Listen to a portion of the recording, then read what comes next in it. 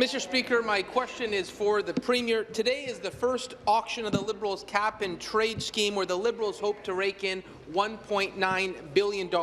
That's $1.9 billion that taxpayers are going to have to foot the bill for.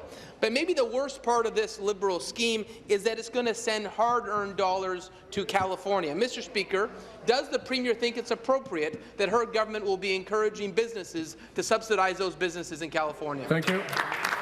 Thank you very much, Mr. Speaker. Well, again, I know the Minister of the Environment and Climate Change is going to want to speak about this. It's a very important day. This is a very important program, Mr. Speaker. And, you know, we really believe that taking real action to reduce greenhouse gas emissions it's not just in the best interests of people today, Mr. Speaker. Most importantly, it's in the best interest of the future of the planet. It has to be done, and it has to be real, Mr. Speaker. And so what we've done is we have settled on the most cost-effective way to do that.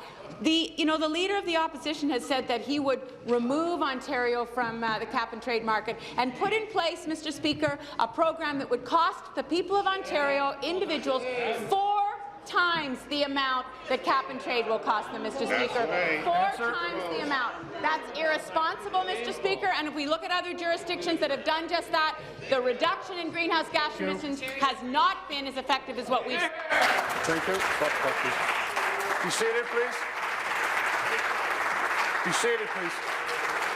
Thank you.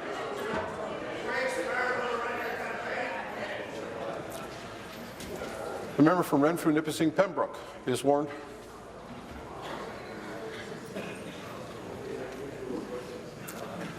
Supplementary.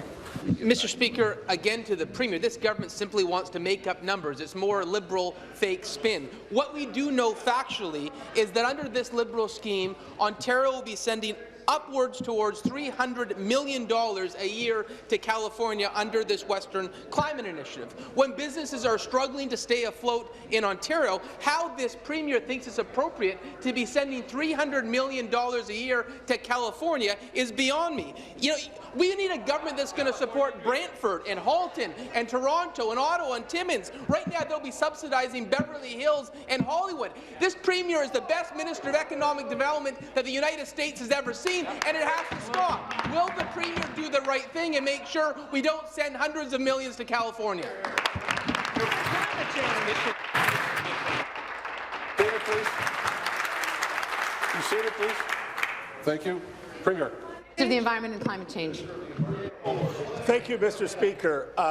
Today is an auction that should be free of political interference or actions by any member of this House that would seek to interfere or disrupt the auction. So I am not commenting on it, and I would give that strong advice to the member of the opposition. But tomorrow, when the auction is closed, I'll have lots to say to the member of the opposition about some of his behaviour, Mr. Speaker.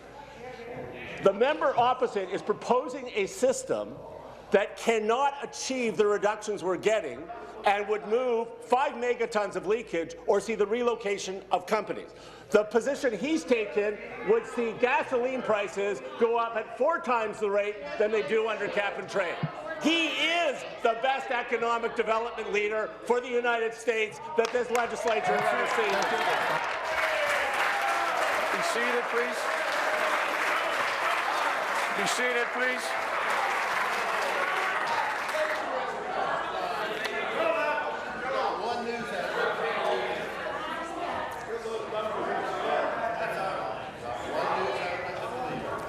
Neither side is helping themselves. Final supplementary. Mr. Speaker, again to the Premier, and enough of the Liberals' fake spin. What we know for fact is this is going to send $300 million to California. Clearly, the Minister and the Premier haven't read the Auditor General's report. They're talking about emission reductions. The Auditor General's report points out that these emission reductions aren't going to happen in Ontario. They're going to happen in California. We want to see climate change tackled in Ontario. We want to see real emission reductions in Ontario. This is a shell game that makes businesses in Ontario less competitive. How does it make sense to take $300 million from Ontario businesses and send it to Beverly Hills? This is as bad as the Green Energy Act. fact. They're signing Ontario up for another scheme that makes this province less competitive. Will the Premier at least acknowledge this hurts Ontario? There's still time to walk this back and say Ontario does not need to be part of the Western Climate Initiative because it subsidizes California. Thank you. Be seated, please. Be seated, please. Thank you. Minister. Mr. Speaker, I always enjoy these conversations with the Leader of the Opposition. They're so enlightening. So let me explain something. The market price directly reduces 4 megatons.